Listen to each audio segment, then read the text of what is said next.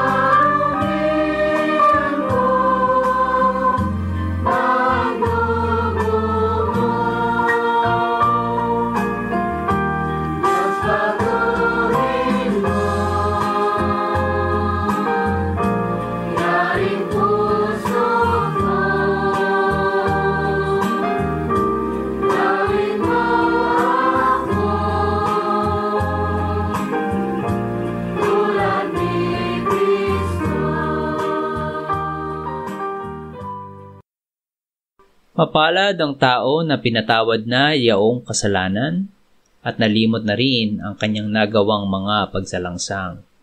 Mapalad ang taong sa harap ng Panginoon ay di na pinararatangan ng kasalanan, dahilan sa siya ay hindi nanlilinlang. Nung hindi ko pa naipapahayag yaring kasalanan, sa buong maghapon ako'y nananangis sa matinding lumbay. Sa araw at gabi, bigat ng kamay mo ang nararamdaman, ano pa't wala nang nalalabi akong lakas sa katawan. Hamog ang kaparis na dagling na tuyo sa sikat ng araw. Ako ay lumapit sa iyong harapan at salay inamin.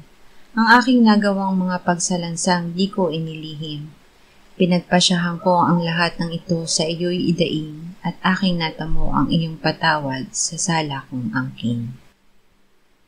Mga minamahal, sinasabi sa unang Juan 1:9, kung ipinapahayag natin ang ating mga kasalanan, maaasahan nating ipatatawad sa atin ng Diyos ang mga ito at lilinisin tayo sa lahat ng ating kasamaan sapagkat siya'y tapat at matuwid.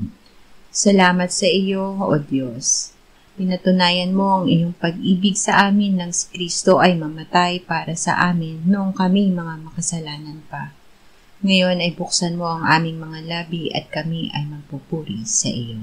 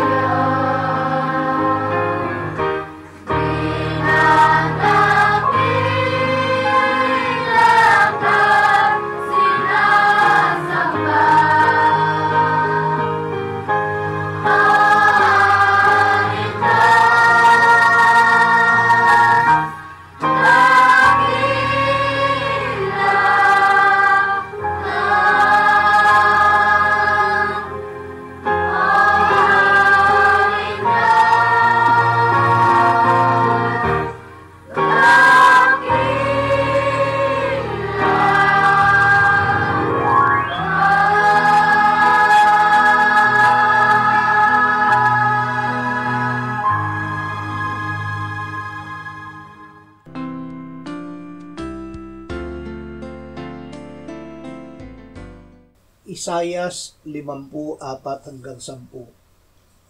Binigyan ako ng Panginoong Diyos ng dila ng mga naturuan upang aking malaman kung paanong aalalayan ng mga salita ang nanlulupaypay.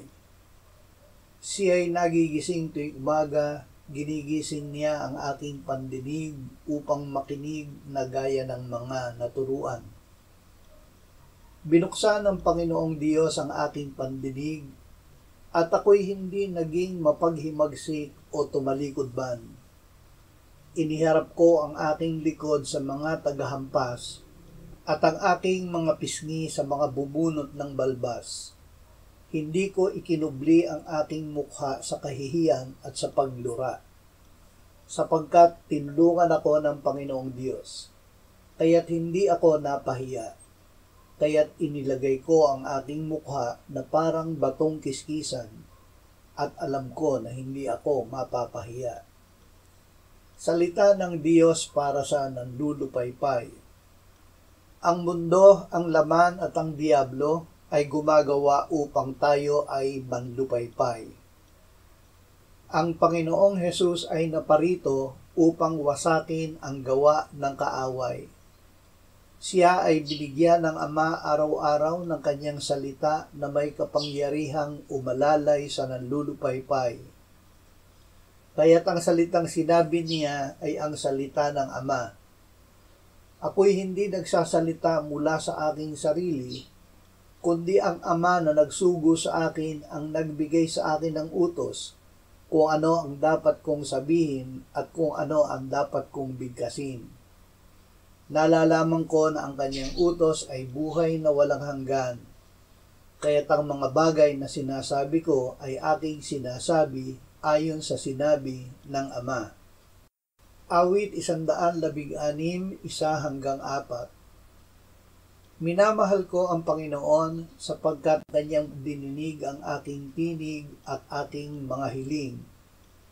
Sapagkat ikiniling niya ang kanyang pandinig sa akin, kaya't ako'y tatawag sa kanya habang ako'y nabubuhay.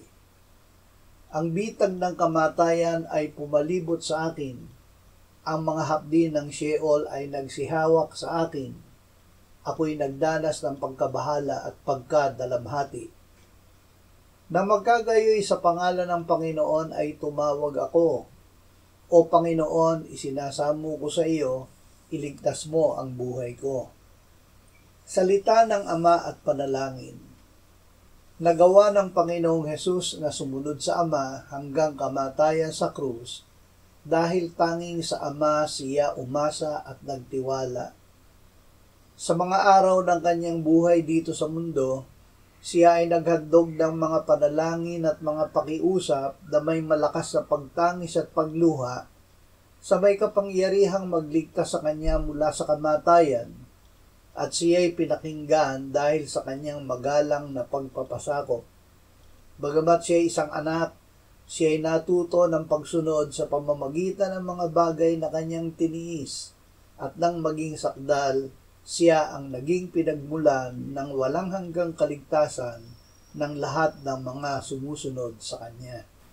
Santiago 3:1-2.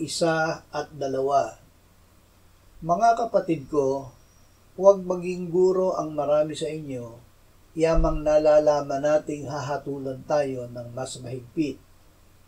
Sapagkat tayong lahat ay natitisod sa maraming bagay. Kung ang sino man ay hindi natitisod sa pananalita, ito ay isang taong sakdal, may kakayahang pigilan ang buong katawan. Turuan muna ang sarili. Malakas ang tukso sa atin na ituro agad ang nabasa natin sa Biblia kahit hindi pa natin ito talagang natutuhan para sa ating sarili. Ito ang kamalian ng mga Hudyo. Sinabi ni Apostol Pablo, ikaw nga na nagtuturo sa iba, hindi mo ba tuturuan ang iyong sarili? Ang mga eskriba ay napakarunong sa kautusan, ngunit walang kapangyarihan ang kanilang pagtuturo. Ang itinuro nila ay aral ng tao, hindi aral ng Diyos. Ang Panginoong Hesus ang salita ng Diyos na nagkatawang tao. Ang sinabi niya ay salita ng Ama at ang ginawa niya ay gawa ng Ama. Dahil dito siya ay hindi natisod sa pananalita, dahil siya ay namuhay na sakdal at may kapangyarihan sa kanyang katawan na inialay niya sa Ama bilang handog para sa ating mga kasalanan. Marcos 20:20-24. Dinala nila ang batang lalaki kay Jesus. Nang makita si Jesus ng Espiritu, agad ditong pinangisay ang bata at siya'y nalugbok sa lupa at nagpagulong-gulong na bumubula ang bibig. Tinanong ni Jesus ang Ama, gaano katagal nang nangyayari ito sa kanya? Sinabi niya, mula pa sa pagkabata. Madalas na siya'y inihahagis nito sa apoy at sa tubig upang siya'y puksain. Ngunit kung mayroong kang bagay na magagawa, maawa ka sa amin at tulungan mo kami. Sinabi sa kanya ni Jesus, kung kaya mo, ang lahat ng bagay ay maaaring mangyari sa kanya na nananampalataya. Agad sumigaw ang ama ng bata na sinasabi, nananampalataya ako, tulungan mo ang kawalan ko ng pananampalataya. Kapangyarihan ng pananampalataya. Kung walang pananampalataya ay hindi maaaring kalugdan ng Diyos, sapagkat ang sino mang lumalapit sa Kanya ay dapat sumampalatayang may Diyos at siya ang tagapagbigay gantimpala sa mga masigasig na humahanap sa Kanya. Kung tayo ay sumampalataya sa Diyos, sumampalataya din tayo kay Jesus. Ang ama ng batang inalihan ng masamang espiritu ay lumapit sa mga alagad pero hindi nila napalayas ito. Nang makaharap niya si Jesus ay sinabi niya, kung mayroong kang bagay na magagawa. Agad na itinuwid siya ng Panginoon sa kanyang hindi pananampalataya. Kung kaya mo, ang lahat ng bagay ay maaaring mangyari sa kanya na nananampalataya.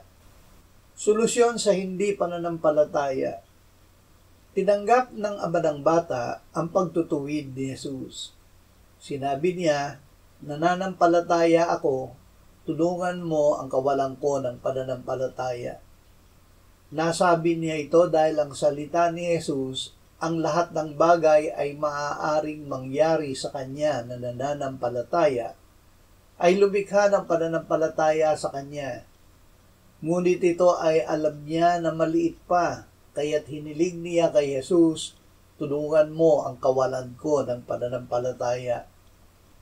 Ang solusyon sa hindi pananampalataya ay pakikinig ng salita ng Diyos. Ngunit huwag maging palalo.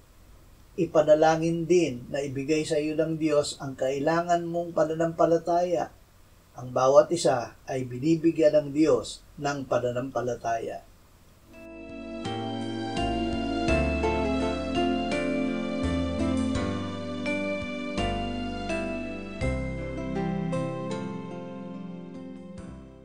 Manalangin tayo.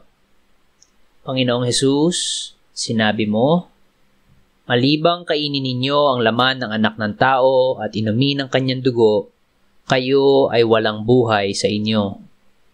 Ang sino mang kumakain ng aking laman at umiinom ng aking dugo, ay may buhay na walang hanggan, at akin siyang muling bubuhayin sa huling araw. Sapagkat ang aking laman ay tunay na pagkain at ang aking dugo ay tunay na inumin. Siya na kumakain ng aking laman at umiinom ng aking dugo ay nananahan sa akin at ako sa kanya. Kung paanong buhay ang Ama na nagsugo sa akin at ako ay nabubuhay sa pamamagitan ng Ama, gayon din siya na kumakain sa akin, siya man ay mabubuhay sa pamamagitan ko. Panginoong Hesus, aming tagapagligtas, tinatanggap ka namin sa oras na ito bilang aming tinapay ng buhay. Tinatanggap namin ang iyong katawan na ipinako sa krus, namatay, inilibing, binuhay na muli, at iniakyat ng Ama sa kanyang kanan sa langit bilang aming tunay na pagkain. Tinatanggap namin ang iyong dugo na nabuhos sa ikapagpapatawad ng aming kasalanan bilang aming tunay na inumin. Manahan at mabuhay ka sa amin upang kami ay mamuhay sa pamamagitan mo kung paanong ikaw ay namuhay sa pamamagitan ng Ama. Salamat, Ama, sapagkat dahil kay Kristo, kami ngayon ay nakapamumuhay kasama mo kaisa ng Espiritu Santo. Sa iyo ang lahat ng kaluwalhatian, ngayon at magpakailanman. Amen.